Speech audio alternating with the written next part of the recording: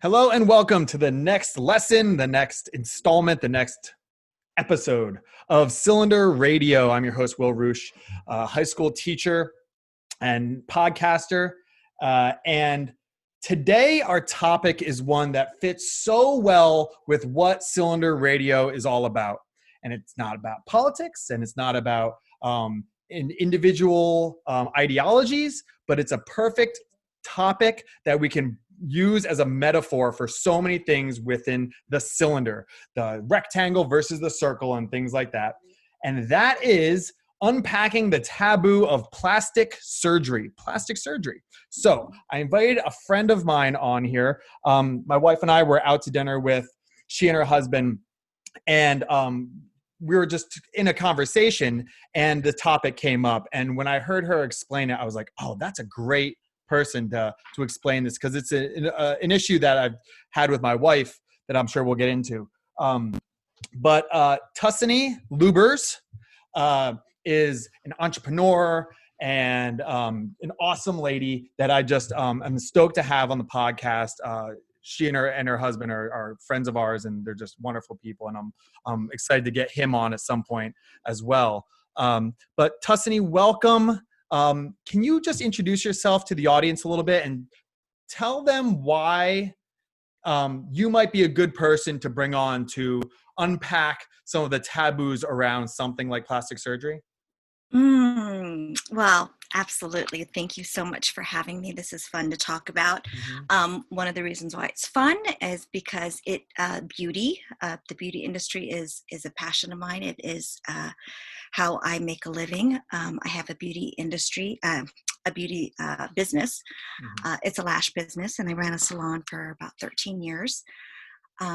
Before that, I worked in cosmetics. I worked for different plastic surgeons, including reconstruction, patients who had been disfigured through disease or accidents, and being part of a practices where, restoring patients wholly was part of the practice. And then I also worked for plastic surgeons that were strictly cosmetic, skin and face and, augmentations of all kinds. And another thing about my background is that my mother had a lot of disfiguring skin cancer when I was very young. And my grandfather was he was a dental technician. So he made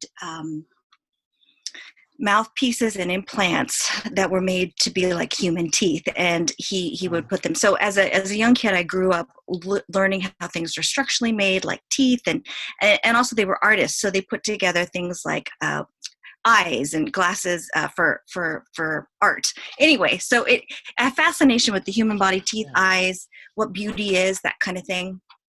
So that's a little bit of my eclectic background there. Absolutely. Yeah, that's great. You bring up like the reconstruction things, or if you've had a double mastectomy or something like that, so you have to get implants, or you've had cancer or something like that. The why attached to plastic surgery is, I think, a good place to kind of start this conversation.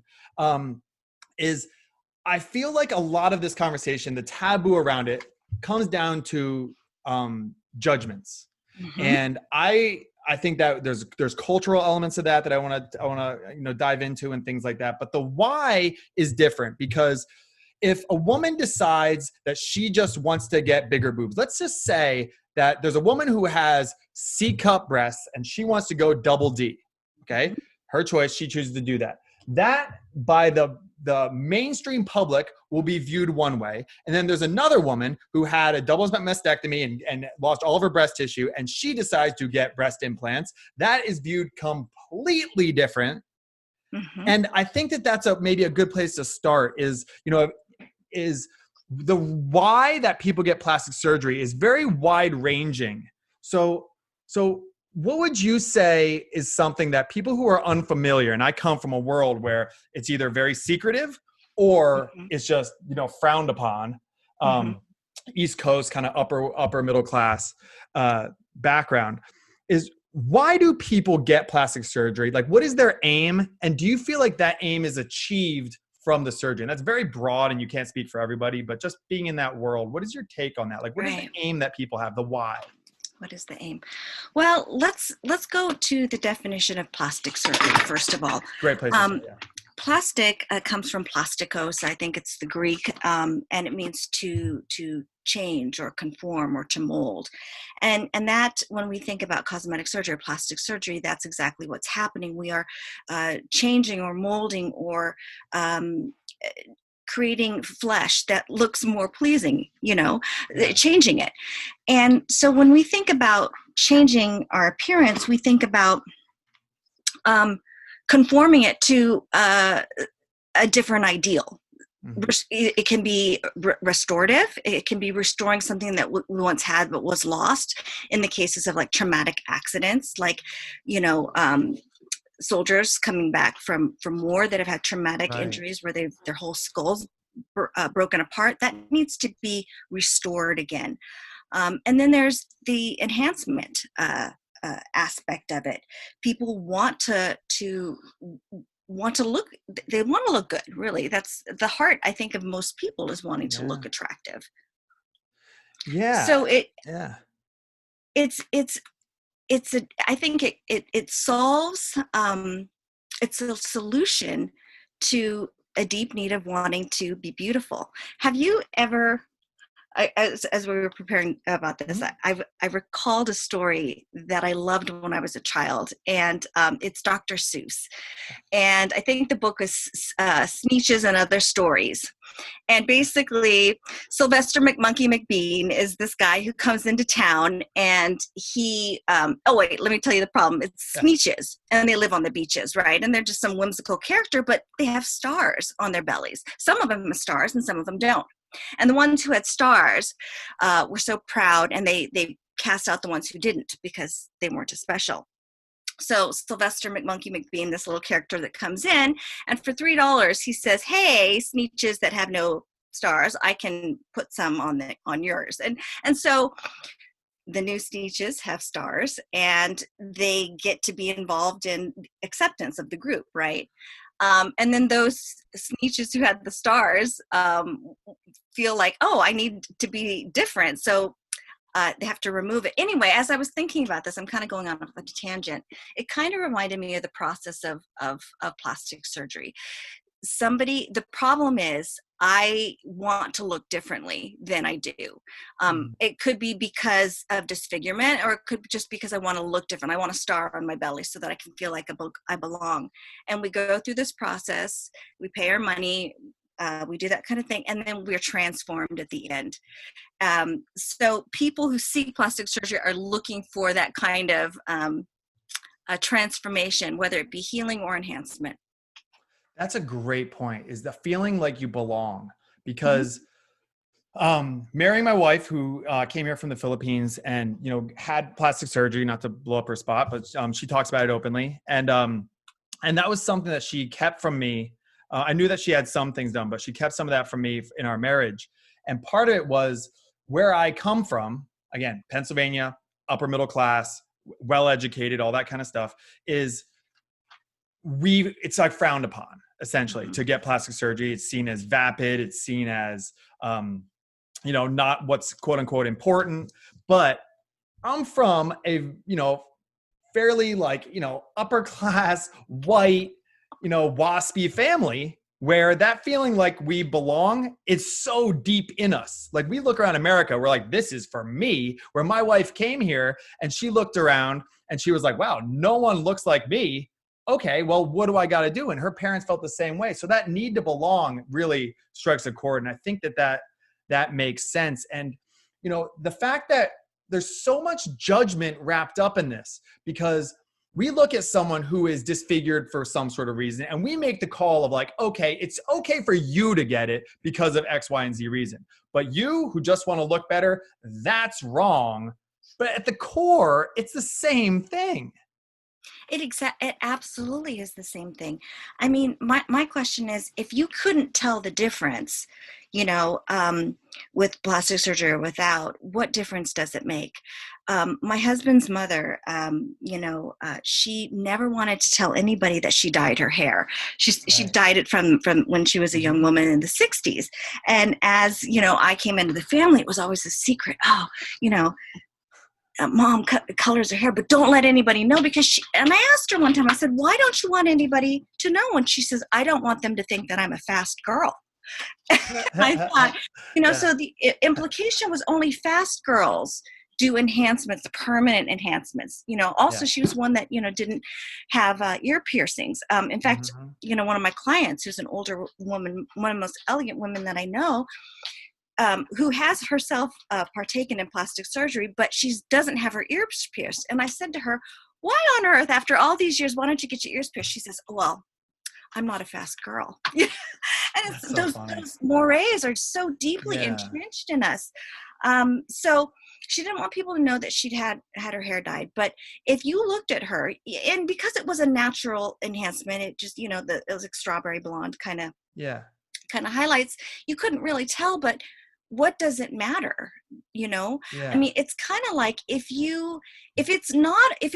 it's bad to use a peroxide product. I mean, that was the line back then. It was, if you actually use a peroxide to damage your hair to get that color into the cuticle of the hair, then you were fast somehow, or you pierced your ears, or you wore makeup. But if your Fast hair, being like, sorry, but like fast being like slutty. that's exactly right. Yeah. I'm Yeah. using an Okay. old-fashioned term. That's Yeah. what they That's used why to it's so say funny. I back love it. there. I know Yeah. I'm not a slutty girl, you Let's know. bring it back. Yeah, Fast. right. I like it. Yeah. Um, so funny. My grandma used to say, "Oh, I look like a harlot," and I used to think, "What on earth is a harlot?" You know. Anyway, Yeah. um, Um, no, that's yeah. I mean, you know, the judgment's interesting because it's from people that and this is something that I've you know seen you know up close and personal. It's like people who dye their hair and do different things for aesthetic reasons. But then they have these like lines, like we draw the lines somewhere. So it's like, it's okay to dye your hair. It's okay to use anti-wrinkle cream or something like that, but not Botox or definitely not go under the knife. And I think that this comes down to every topic that I cover on the show that's controversial. It's like, where do you draw the lines? Because there's a lot of people that say like, I've had you know different transgender people on the podcast, and mhm. people say like, I have no problem with transgender people. They can believe whatever they want. They can do this, but then some people draw lines at certain things, and they say like, you know, but let's not, you know, tell preschoolers that male and female doesn't exist, and that's their line. And then other people say like, you know, using the bathrooms or whatever, and that's their line. And then other people, the line is further to the left or further to the right.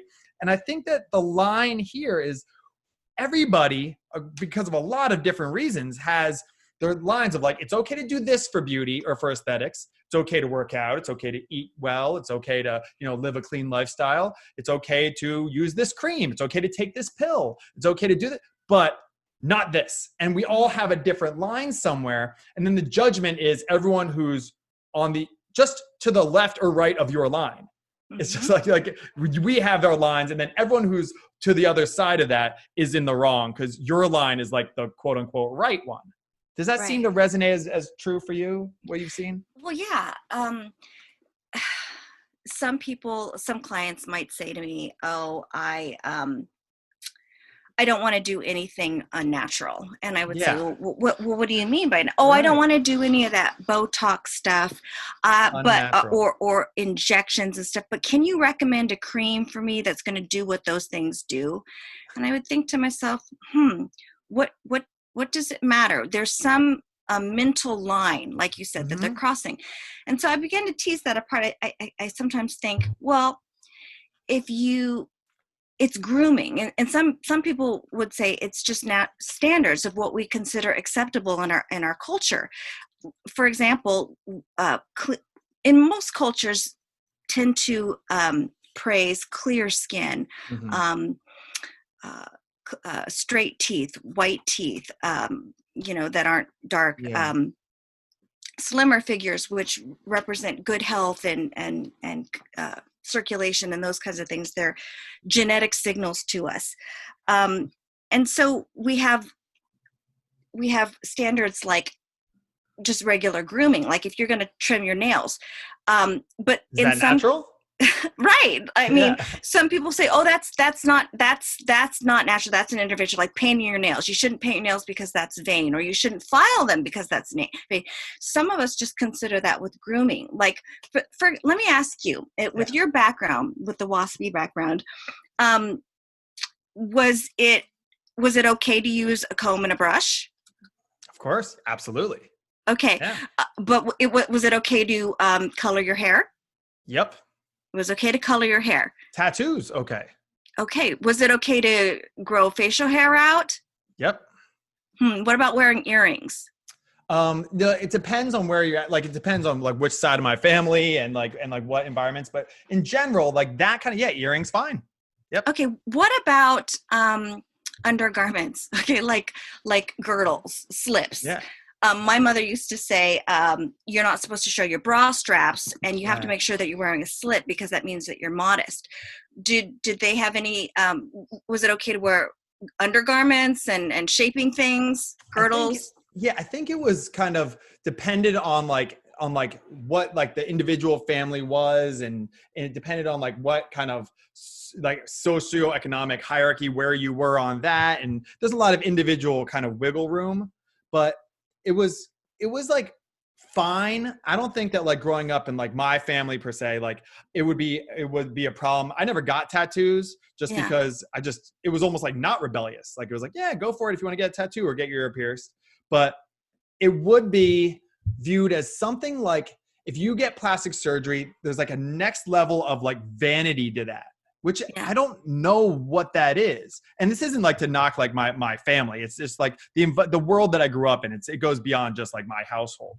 But it's this idea that, there's something wrong with you the way that you are if you want to get plastic surgery, but not if you want to get your ears pierced or you want to get a tattoo or you want to get bigger and stronger. Okay, so let's say, I mean, is there something wrong with you though if you wear a body shaping girdle?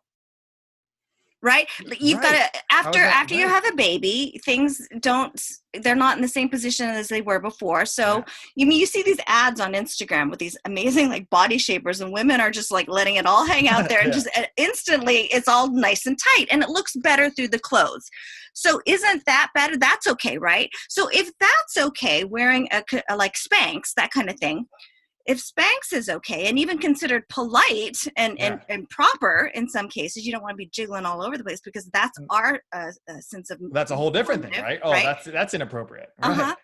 So if that's okay, then why is plastic surgery, like somebody who has bulges and has, let's say they've done everything right, they've dieted, they've really invested in their health, and they still have some unflattering bulges. Is it wrong for them to go to the plastic surgeon and say, hey, what can we do in terms of liposuction or abdominoplasty, or maybe somebody who has recovered from tremendous amount of body weight, like 300 pounds or something like that, will have a skin lift kind of thing. So if that's okay, then what's the problem with enhancing something or changing if you couldn't tell?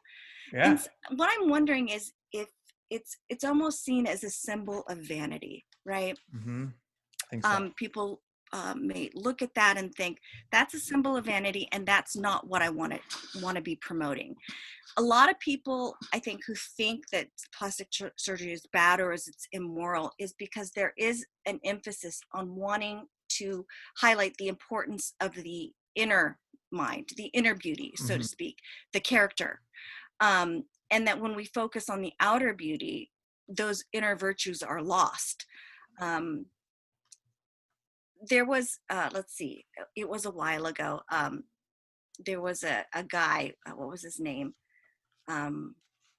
He was the self-appointed beauty czar of Venezuela. He ran the Miss Venezuela organization, and he had a very,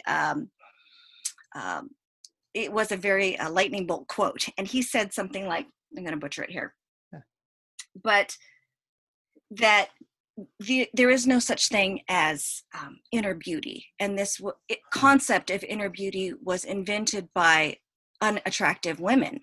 Okay. And it was really controversial. Yeah. But it's kind of like a lightning rod. It's kind of a finger pointing at the fact that there are privileges. There are not privileges. There are certain things afforded to somebody or somebody who is impressively beautiful. Right. And there is some kind of a power in that. And so that's kind of, I think, what we're kind of talking about is like, is it a pursuit of that power? Is that what's ugly to people, or is it the pursuit of that, like getting a star on your belly or getting the enhancements that are those things that they're repulsed by? I mean, for example, if there was somebody who was just the epitome of human beauty, like the Adonis of modern age, whoever your ideal archetype of beauty is, if that person would, and they're appearing in their natural form, is that somebody to be praised or just an awe? What if so is it the desire to look like that, the rest of us to look like that? Is that bad? That's a great question. Well, right? You might remember, it might've been like a couple of years ago now at this point, but Alicia Keys did this whole thing of, I'm not wearing makeup. And I remember Sheila, my wife, was just like, "Oh, get out of here. You're gorgeous." Like, stop. Like that must be nice to be like, "Hey, everyone on Instagram, I'm not wearing makeup. Aren't I brave?" It's like, no, because you're stunning. Exactly. like, that's the thing and I really don't like the phrase, actually. I really despise the phrase, it's easy for you to say, because I think that it's I don't know. I just think it's a shortcut to not wanting to understand people. But in this case, I'm going to use it. And it's easy for someone who is naturally holds up the kind of social standard of beauty naturally to say, I don't need makeup. I don't need all these things. We should all go without it. It's not an even playing field. It's not. And even somebody who looks like that, what are you going to say? Are you going to give up brushing your teeth, flossing your teeth, washing your face, combing your hair? Yeah. These are just normative things that we expect in our society. Oh, I have even one more for you that this is, I don't have a lot of original thoughts. I usually steal thoughts of other people, but I think this might be an original, is because I had to go through this a lot with my wife when I married her, and, kind of hashing out the differences because we are from very opposite cultures. And it was braces, because in my culture, WASPy culture, braces are something that you do as a sign of love. If you love your kids, then you will work hard to give them braces. And that is giving them a leg up. And all that kind of stuff. I had braces. My sister had braces. Everyone has braces. Now, when you break down what braces are, it is aesthetic. And anyone who says like, no, it helps you chewing better and prevent food from getting in your teeth, shut up. That's not why you're getting braces. Stop it. Okay. Straw man argument. But it's aesthetic. It's painful. And we give it to children. So this is like, why is it that in some cultures, braces are seen as fine? It's something you do if you care about your kids, give them a leg up. But if you would do the same thing with nose jobs in certain cultures, that would be viewed as abuse. And what a great cylinder topic, that on one side, it is a loving gesture, and on the other, it's abuse. Right. That's such an interesting, I'll give you one more. I was thinking about this, and I was recalling in every culture on earth, we all desire beauty, but it's expressed differently. Just like modesty is expressed differently. And I'm going to put that on the sidebar, and we'll come back to that in a little bit. But what is beautiful is different in each culture. And what was my thought? Hang on. Lost my thought for a second. Modesty or no? No, it wasn't modesty. Okay. It was, hang on. That's okay. What were we talking about? I totally lost my train of thought. Oh, you said you have another example other than braces, just about how in cultures focus on beauty or modesty, whatever it is. That's right. Okay. So, in ancient cultures, in ancient China, one of the practices was binding young women's feet because they wanted that their ideal of beauty and elegance was a tiny foot that was about 3 to 4 inches long. You know, in order to do that, you had to bind the foot, just painful compression for years and years and years. And then when women were mature, they're essentially hobbled, which means they can't really take care of themselves. But again, in that culture, it was a sign of beauty, because if you weren't able to take care of yourself and you needed somebody to take care of you, that's a sign of wealth, right? This practice, you know, continued, but it's not just that. There's other ones, like in the New World, South America, they would bind boars on babies' foreheads to give them a sloping forehead so that it made them look different.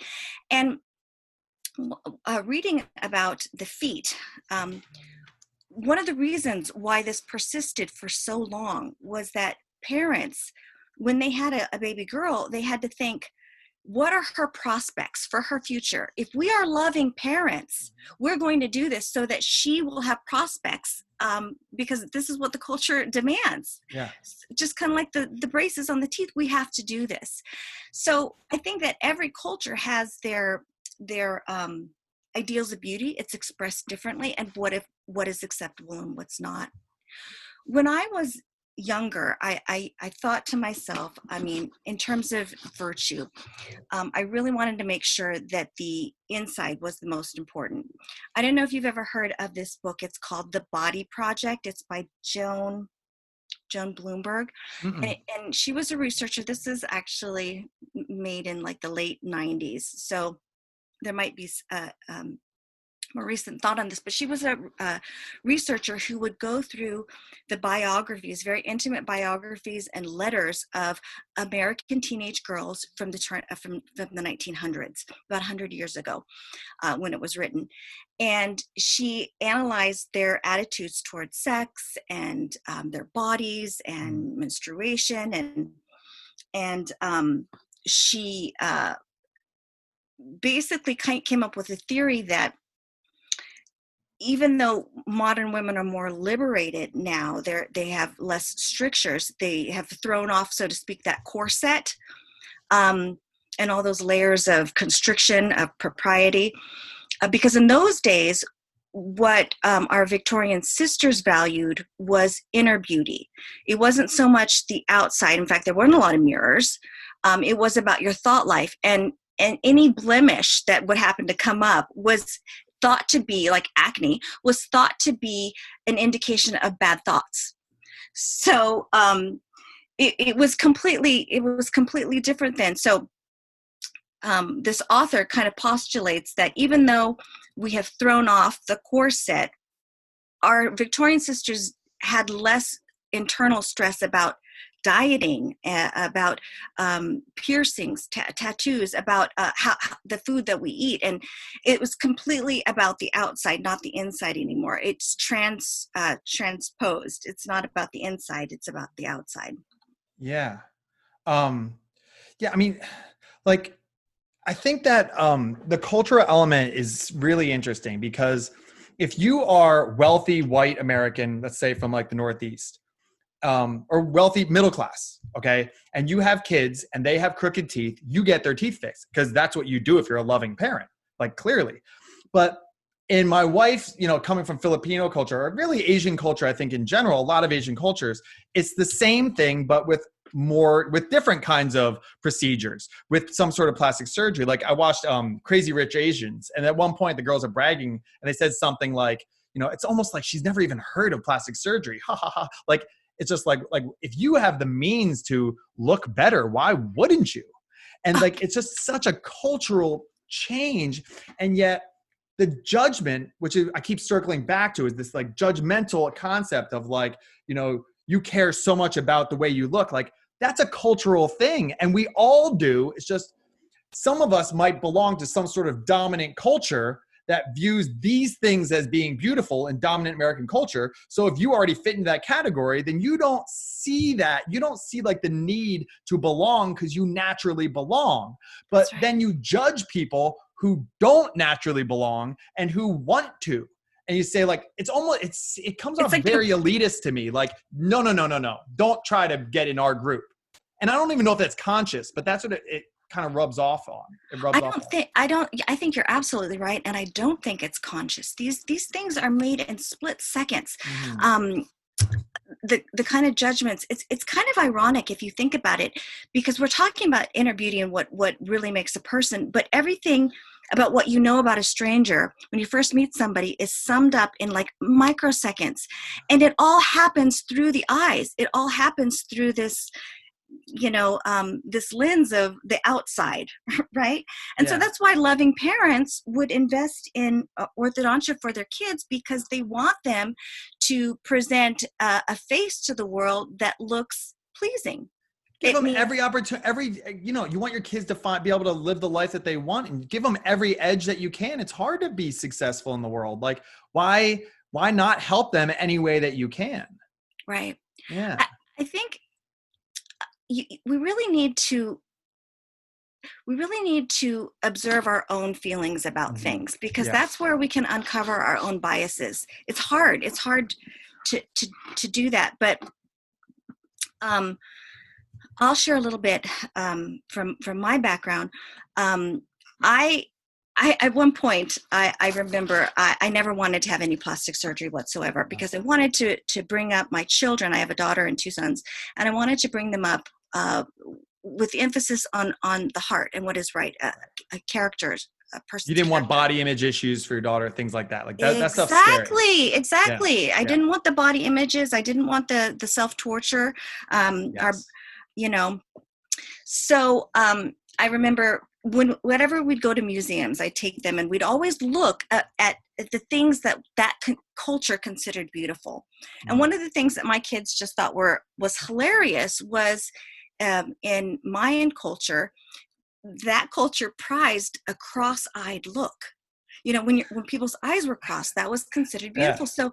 So mothers would affix these little balls of resin above their baby's like little cradle, Oh and so the my baby would, gosh.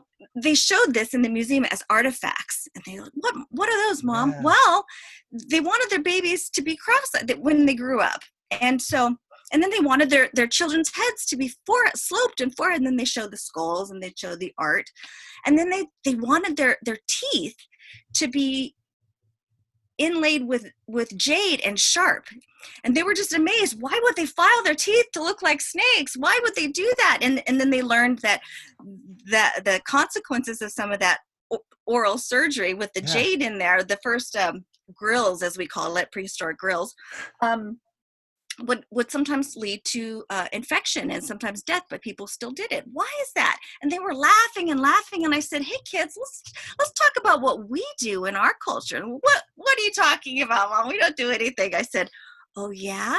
What do we think about somebody who has a big chest or a little chest? Oh, she's got lots of babies, or that kind of thing. Right. I say, well, in our culture, women will inject things into their bodies or put Mhm. implants in there. Mhm. Sometimes they change the shape of their nose, or they don't want to be fat in this area, and we talked about enhancements, and we talked about plastic surgery, and is that bad? And and so I remember this is Talking when, about it, keeping it yeah, open. Yeah. and I wrote an essay and I put it on MySpace, Oh, and cool. lots of my friends, throughout the years would comment on it. Yeah. People that colleagues that were nurses and worked in.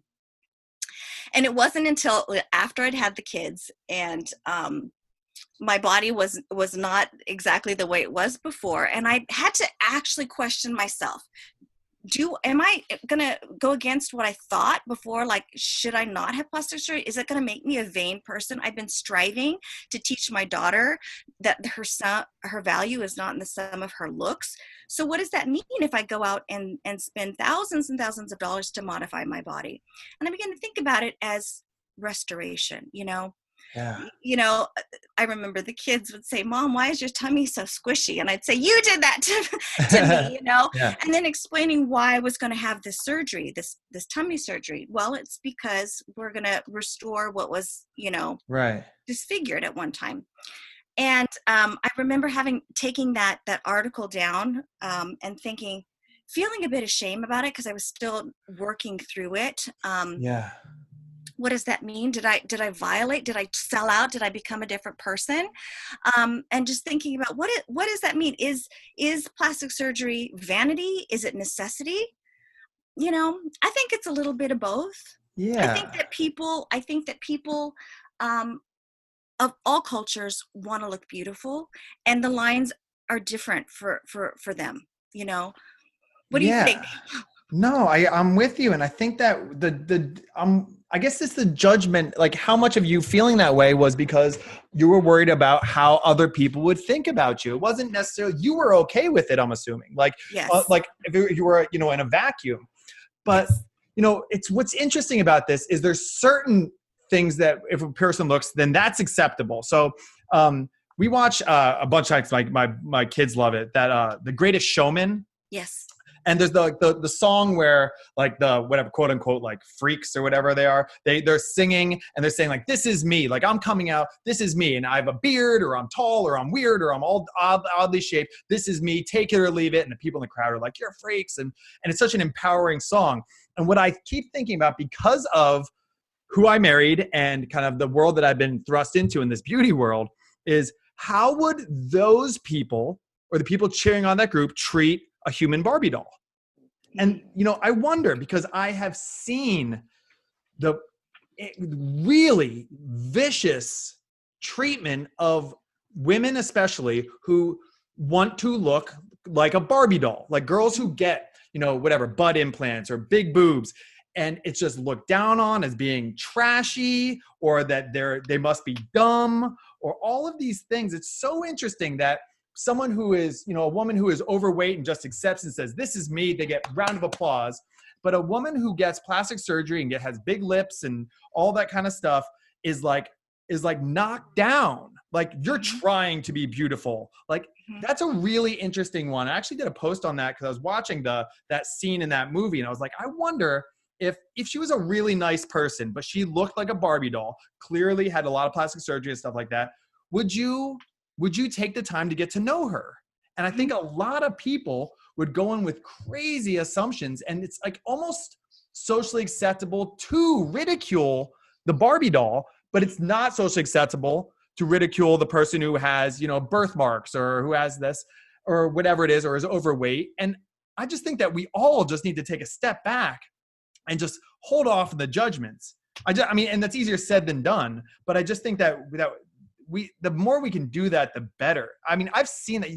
Have you seen that in the beauty industry? Just how quote unquote like pretty girls are just treated badly by other people? Oh, absolutely. I have, absolutely.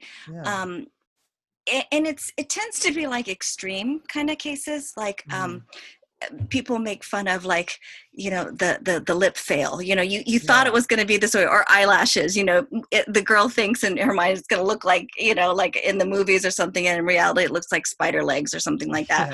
Yeah. And we laugh at that, because what we're really seeing is her heart. We're seeing a beauty fail is a failed attempt at somebody to soothe their soul's need for being beautiful, and we see it as a failed attempt. It's just like why we laugh at failed attempts, feats of physical daring do, that men, all men and women do. But what was my point there? Oh yeah, but you want to feel, you want to almost give them, you should want to give them a hug or be sweet to them or get to know them and talk to them, not say, "Oh, do you see that girl's face? She is weird and she's bad, or she, vapid," and all that kind of stuff. And I've seen my wife get it, from family members. I've had family members like post on her social media, like, about how she's vapid and how she's, shallow and things like that. And friends, and it's really interesting. And people just like in her life, she has family members who have done that. It's really interesting that I never knew of that world, that element of the beauty world, of people who are trying to, whether it's through plastic surgery or otherwise, just getting this really bad judgmental, like venom shot at them. And I think that it needs to be part of this conversation. I don't know if they're trying to stand up for body image issues or don't pass that on to my daughter. I don't know. Women get jealous. Yeah. People get jealous. People, we all are attracted to beauty. And so even in exaggerated expressions of it, ultra feminized or sexualized parts of women's bodies, Good way to put it. it's a trigger, it's a symbol, like a Jessica Rabbit. Those are symbols of femininity and sexuality, and they immediately imply something. And we look at that and we think, oh, it's a symbol of these things. She either wants this, she wants other people to look at this, therefore she is this, and sometimes people will use that almost like a classist, or almost like, oh, those are symbols of somebody that, assuming they're vapid, they're shallow, I don't want anything to do with them. I mean, I think we're all made as human beings in the image of God, and deserving of dignity, but all the cultural things that we have, we sometimes don't see that, and we treat people just based on those microsecond decisions when we first see them. What are they showing? What are these symbols of? But sometimes, I mean, the failure is when we fail to see the humanity in somebody else, and we just look on the outside of the cover of the book. I think that's a shame. Yeah, I actually have a friend of ours who lives in Philadelphia, and she was coming back from like a gala. Really pretty girl, big boobs, like, big lips, the whole thing. Like, just like you said, those like exaggerated kind of feminine qualities. Hyper feminine. Mm-hmm. Yeah, she was walking. She was like getting off the subway or something by herself in Philadelphia, and a girl came up to her who was kind of like, kind of like thuggish, I guess, and came up and was just like, "Oh, you bougie," which I don't really know what that means, but like, "You bougie," and hit her with a baseball bat. And she was attacked, and she was okay. She's actually, like, that's the thing about this girl. She looks that way, but she is like a lieutenant in the Air Force, and she's a medical doctor. Like, like, you can't judge a book by its cover. But she knew like how to protect her head and stuff. But she basically was beaten for looking bougie, for having exaggerated feminine features, which is, I think, would be a really interesting, Philadelphia Gazette or New York Times article. But that doesn't fit the narrative of hate crimes. And like, we're at the end of the day, like, this is all under the same umbrella, the same thing that gets us disgusted with racism or homophobia or, fatism, whatever that would be, or any of that. This falls in that same category. And I think that we need to take a step back from our little high horses and the lines that we draw of it's okay to look this way or not this way, and really think of it as, this is our shell. We can decorate it any way we want, and let's just let people decorate their shell as much as in any way that we want. Doesn't force you to have to do it. Exactly. Actually, that when you mentioned decorating your shell, that brings me back to the book that I mentioned earlier called The Body Project, where the author is telling that most young women today actually view their bodies as a project that they're working on for their lives. It's a different image of their self than previous Victorian sisters, I talked about modesty briefly. That's what I was going to bring back. Yeah. Here's a story that I used to tell my kids when we were learning about when they were learning about different cultures. It was a story of Chinese emissaries coming to in China. They were the royalty was receiving British emissaries. This was hundreds of years ago, right? And so the British people sent their most, elite, erudite women, and they, at the time, the fashion was exposing the décolleté, so that the chest was exposed with a tiny little waist and really big dresses that went really low to cover your ankles. And in China, the fashion was a changsam, which is a dress that with a very high collar that comes all the way up to the neck and very tight, but it has a slit in the sides that goes all the way down to expose the thigh. And when the Chinese people saw the British, they were mortally offended. Yeah. And when the British were terribly offended about the Chinese, and they said to each other, "I don't understand the disrespect. Why did they send their prostitutes to greet us, because in the Chinese culture, the showing of the chest was just absolutely outrageous. You had to be very high neck, but you could show all the way up to the thigh. Whereas the British, the Westerners were like, oh my gosh, they're showing not only the ankle but the whole thigh. They both cultures had a sense of modesty, but it was expressed differently. Another time that this came up when it was what I was recounting a story of missionaries that I'd heard. And one missionary, they had gone to this remote tribe, I can't even remember where the men would wear like a little gourd that was hollowed out to cover their manhood, their penis, right? Sometimes a medium-sized gourd. Yes, a medium-sized gourd. Sometimes I'm just joking. Okay. I want to blow up the spot of all these travel guys. They're like, hey, that wasn't that small. And then in the neighboring village, they still had modesty, but they didn't wear anything. And this missionary was listening to this tribe talk about the neighboring tribe who didn't wear anything, while they only wore this like this medium-sized gourd or whatever. Just joking. Yeah. And they were just saying, oh, how which heathens they were. And the missionary was laughing to himself, because to his standards, the Westerner looking at this guy, which stark naked with only this little like hot dog shell, right? Saying this, he just thought it was so funny. But just recognizing that both of the cultures had modesty, but they were just expressed differently. Yeah. In all cultures, we have different expectations in any subsets of groups. Like the hip hop urban, it looks different than your anime kind of or Harajuku girl kind of thing. It's going to look different in each subset. So that's I think that just to wrap this up, Tussanee, like this is what critical thinking is all about, and I hope that people, even if you didn't have any issues with plastic surgery, I hope that you maybe apply this to just aesthetics in general, or just things that you see people on the street and you make judgments about them. I think this is, as much as it's about plastic surgery, I think it's about being judgmental and then just holding off and trying to understand things better, and not just holding everything to your standard, because your standard has been influenced by so many different cultures and experiences that you have, that we need to just be really willing to view each other as we're all unique, we're all odd, we're all strange, trying to feel accepted and loved in the world. And that sounds kind of hippy dippy, but I don't care. I mean, I just think it's the best way to go about it. And I really appreciate you coming on and explaining. I think that you're a perfect person to dive into this.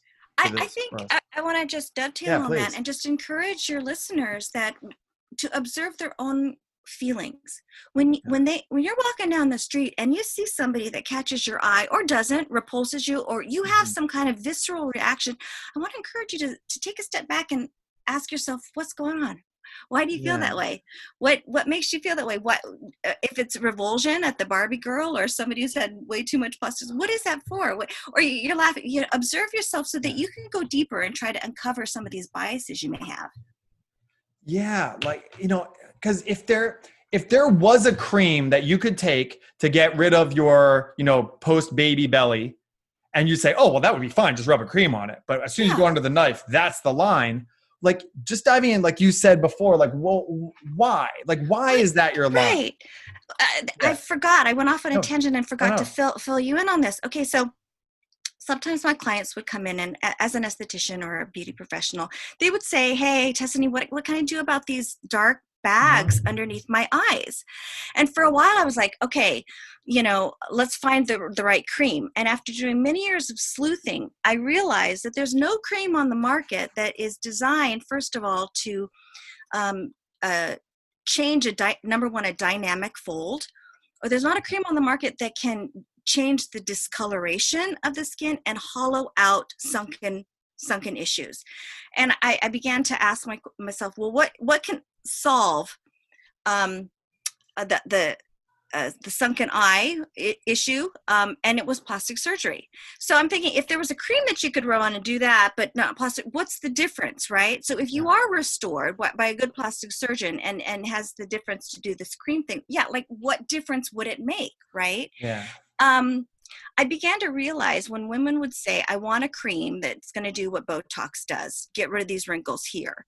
And I had to say, listen, friend, girlfriend, there's not a cream on the market that's going to get rid of those folds. I can give you a cream that's going to plump them up, but not remove the fold. If you want to remove the fold, you have to remove the dynamic that's causing that, and that's Botox, because Botox is going to block out that signal, and you won't have that contraction, and therefore the lines will plump out.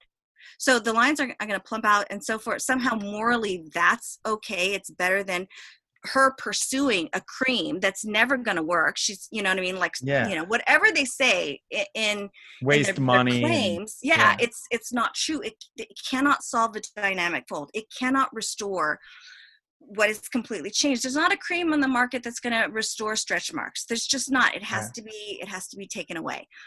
So what's the difference, you know? Yeah, absolutely. And, you know, and just because you have a different line than someone else, like, let's just learn about why your line is different than my line, and we'll talk about it. And with genuine curiosity, as opposed to, you should follow my lines when it comes to politics and ideologies, when it comes to religious belief, when it comes to, you know, who the president, whatever it is, when it comes to plastic surgery, you know, my lines are the correct one. No, they're not. They might be correct for you, but they're not correct for everybody. That's what makes us so awesome, is we're diverse and we think diversity and all that kind of stuff. That's what makes human beings so awesome. Tussanee, thank you so much for doing this. Where can people, you know, I think that you're just a fascinating person. I think that you have a lot to offer, you know, people. I think that you balance the beauty industry. I think also gets a really bad reputation. And I think that you're a great representative for the beauty industry. So if people want to see what you're up to, what would be the best way? Do you have like Instagram and things like that? Yes, I do. I'm the best place to follow me is at Lashcast Podcast. I'm on Instagram, and you can reach me there. Yeah. Okay. Well, thank you for doing this. I thought that this is a great conversation. I've actually wanted to do this for probably 10 years, long before I ever had a podcast. So I'm glad I was able to have this conversation in public and put it out there. And I hope we get people to think. Absolutely. That was fun. Thanks. Cool. All right. Thanks, Tuss. Bye-bye.